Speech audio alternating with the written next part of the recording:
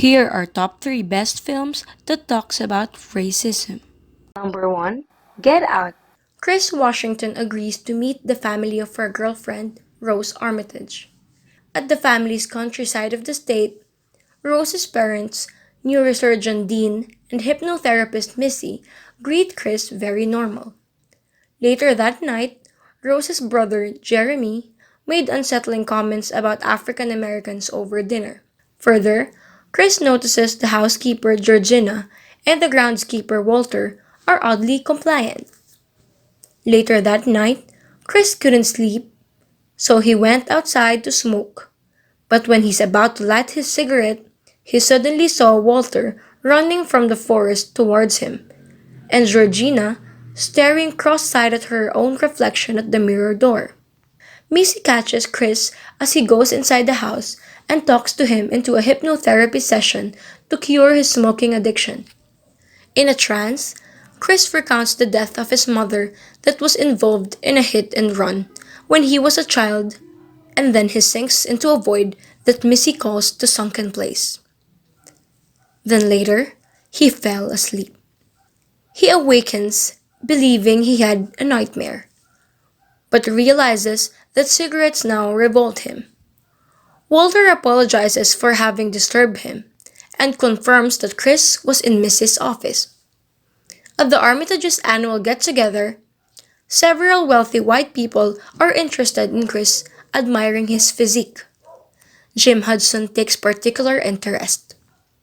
Chris also meets a fellow African American named Logan King, who too acts strangely. Chris calls his friend, TSA officer Rod Williams, about the hypnosis and the strange behavior. He takes a photo of Logan to send to Rod, but the camera flash makes Logan hysterical, and he begs Chris to get out.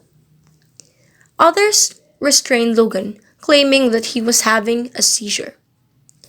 Away from the house, Chris persuades Rose to leave with him, while Dean holds an auction with a picture of Chris on display with Jim Hudson winning. Rod recognizes Logan as a missing person and suspects a conspiracy. Rod tried to get the police involved, but he is mocked by the policemen. While Chris is packing to leave, he finds photos of Rose and prior relationships with other African Americans, including Walter and Georgina. Rose and her family block his exit, and Missy hypnotizes him. Chris awakens strapped to a chair. A video featuring Rose's grandfather explains that the family transplants the brains of white people into African American bodies, and that the consciousness of the host remains in the sunken place, watching but powerless. Hudson tells Chris that he wants his body. Chris plugs his ears with cotton stuffing from the chair, blocking the hypnotic commands when Jeremy comes to get him for surgery. Chris bludgeons him and impales Dean, knocks down a candle that sets the house on fire, and stabs Missy. Jeremy intercepts him at the door, but Chris brutally kills him. He takes the car and drives away, but hits Georgina, remembering his mother's own death. He carries Georgina into the car, but she is possessed by Rose's grandmother and attacks him, which crashes the car and kills her. Rose and Walter, who is actually possessed by Rose's grandfather, catch up with him.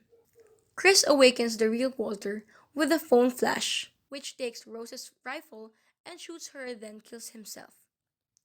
Chris begins to strangle Rose, but cannot bring himself to kill her. Later on, the police appear to arrive, but it's actually Chris' friend Rod in a TSA car, and they both drive away together. Based from the director Jordan Peele, he wanted Get Out to be a movie where black people do what they need to do in horror situations. As the title suggests, they get out instead of mindlessly stick around and wait for their death like many do in horror movies. He also added that the white people aren't the main villain in the movie. Instead, the system itself is the monster. And the idea of a social thriller explores how we interact, and that's the thrill of the genre. And so, the main purpose of the movie or the film is to represent the post-racial lies that is going on until today. This film is a perfect representation of the black experience whenever they feel discriminated. Also, the goal of the film is for the people to recognize the fear that the black people are experiencing whenever they're being discriminated. Moreover, Director Peel's goal is to elevate the details and the elements of the film and get them out of the realm of kids to make them socially relevant. 2. 12 Years a Slave. Solomon Northup is a free African American man living with his wife and two children in Saratoga, New York. Two white men, Brown and Hamilton, offer him short term employment as a musician if he will travel with them to Washington, D.C. However, once they arrive to the place, the two white men drug Northup and deliver him to a slave pen run by a man named Birch. Northup proclaims that he is a free man, only to be told that he's a runaway slave from Georgia. Northup is later shipped to New Orleans, along with other captive African Americans. He is told by the others that if he wants to survive in the South, he must adapt to being a slave and not tell anyone he is a free man. A slave trader named Freeman gives Northup the identity of Platt, a runaway slave from Georgia. He is sold to plantation owner William Ford. He earns the trust of his master, making the other white plantation workers jealous. Master Ford gives him a fiddle in recognition of his work. Tension rises between Solomon and the other plantation worker, and Solomon defends himself by attacking the white worker. Ford tells him he will not be able to protect him, so he sold him to another slave owner, Edwin Epps. Epps views slaves as property, not as slaves. He believes he is free to do what he wants to his property, including punishing the slaves with countless whiplash. Solomon tries to write a letter home telling his story. He ends up trusting another white worker who is in debt. He'll give him all the money he saved if he will deliver his letter to the post office. The man ends up betraying Solomon and telling Epps. Solomon claims he cannot read nor write. He says he doesn't even have a paper or a pen. Solomon burns the letter. Northup begins working on the construction with a Canadian man named Samuel Bass. Bass is unsettled by the brutal way that Epps treats his slaves and expresses his opposition to American slavery. Northup tells him his story. Once again, Northup asks for help in getting a letter to Saratoga Springs. Bass agrees to send it. One day, the local sheriff arrives in a carriage with another man. The sheriff asks Northup questions to confirm his identity. Northup recognizes the sheriff's companion as Mr. Parker, a shopkeeper he knew in Saratoga. The sheriff tells Epps that Solomon is a free man. After being enslaved for 12 years, Northup is finally free. And later on, he returns home to his family. The goal of the film 12 Years a Slave is to help us see ourselves. This film is a mirror to scourge of white narcissism. And we are not as we want to be, a colorblind society. We are not beyond race. And I believe that this issue must be dealt with. And people of color know it. Only white people don't see it clearly. For our white narcissism is harder to see and might be more difficult to heal from. 12 Years a Slave is the reset button in cinematic treatments of slavery. 3. Pocahontas.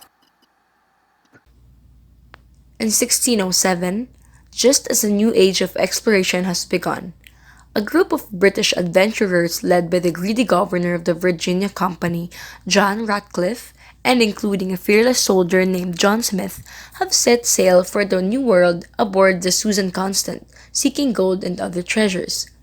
Meanwhile, in Virginia, a beautiful young Native American woman named Pocahontas, the daughter of Chief Powhatan, ponders her path in life and dreams about what lies just around the river bend. Should she marry Kokum, the stern warrior her father has chosen for her, or does destiny have something else planned for her? Turns to her forest friends Miko, a mischievous raccoon, a feisty hummingbird named Flit, and grandmother Willow, a 400-year-old mystical spirit residing in an ancient tree, for friendship and advice. Upon their arrival, the British settlers begin digging up the countryside in a frenzied and naive quest for gold. Charged with protecting the colony, John Smith scouts the area and meets Pocahontas. Despite their initial apprehensions and conflicts, they are attracted to one another and she introduces him to a world unlike any he has ever known. Pocahontas teaches him that every rock, tree, and creature has a living spirit and explains how the Indians are able to paint with all the colors of the wind. As their friendship blossoms, relations between the British and the Indians continue to deteriorate with fear and hatred mounting daily. When Smith is captured by Powhatan and set to be executed, Pocahontas bravely places her own life on the line by declaring that he must kill her first. Smith reciprocates the sacrifice by saving Powhatan's life from a British bullet, but is wounded in the process. In a powerful and moving finale, John Smith and Pocahontas must part, knowing that their spirits will be forever joined on a path that never ends. The goal of the film Pocahontas is to remind us viewers to not only love the environment but also to love one another despite of our differences. And I think this message is still applicable up until today. So when the Europeans first came to the New World, a lack of understanding and acceptance on both sides nearly led to war. And up until today, racial intolerance and inequality continues to scar the world's populations terribly. And this film has its own way to show that we should embrace our differences and love one another by our differences. And I believe that that's what we humans need. And despite of those needs and concerns, we shall continue to let our few differences cloud our better judgment, leading to so many potentially unnecessary conflicts.